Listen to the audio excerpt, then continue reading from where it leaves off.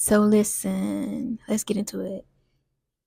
So Matthew 6:19 starts us with, do not store your treasures on earth where moths and vermin destroy and where thieves break in and steal, but store your treasures in heaven where moths and vermin do not destroy and where thieves do not break in and steal. For where your treasures are, there your heart will be also. Where is your heart? Where's your heart? Where's your faith? Let's really talk about it. Where's your heart and where's your faith? Is your heart and your faith, is it on earth? And is it based on the things that are happening in your 3D reality? Or is your faith, is your heart stored within God? So that you can by default store your treasures with God. So many times we forget that God is, in fact, the constant source of our supply, and it's not man at all. It's not just man's creation. It is you as a creation, and it is God as source, as the creator. And so when you put so much faith, or when you put so much responsibility on other people to ensure or solidify your abundance, you're going to find that the thieves come and break in and steal, and the moths and vermin come to destroy. Because this is where you're storing your treasure. This is where you're storing your faith.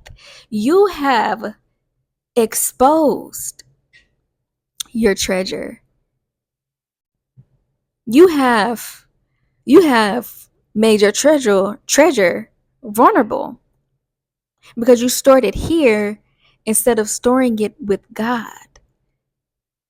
God is the constant source of your supply.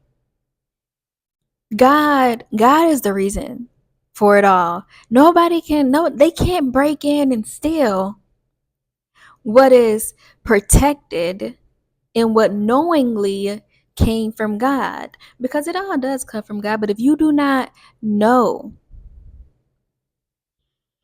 if you are looking at a thing and you are feeling like this thing is in your reality, or these blessings are in your reality only because of man,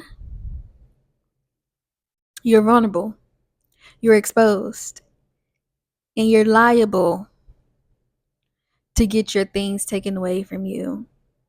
And not only are you liable to get your things taken away from you, you are liable to not even know how to handle it, because you think that it's only between you and man when it's really between you and God. So, where's your heart? Where are your treasures?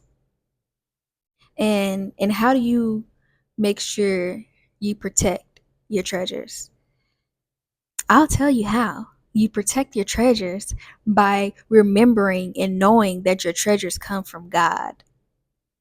This is how you protect your treasures, so that when you do lose something, you're not destroyed, because you know that with God, there is an ever flowing and circulation of abundance if you pay attention to it. If you allow yourself to perceive it in your reality, if you allow yourself to receive it, you can experience it. And so don't put so much pressure on people. Don't put pressure on people that they didn't ask for.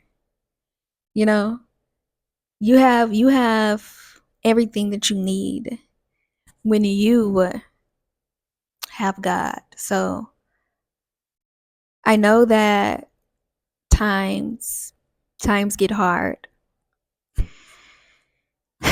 And I know that sometimes we feel like we're not divinely protected, especially financially, in this day and age.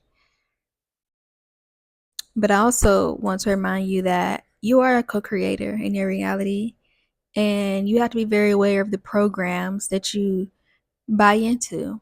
You have to be very aware of the belief systems that you buy into. You have to be very aware of where your faith is actually directed, because it's not that you have a lack of faith, it's that you have faith in the wrong things. You have faith that it won't work out for you. You have faith that it's going to be terrible for you. You have faith that you're not going to win. So we don't ever lack faith.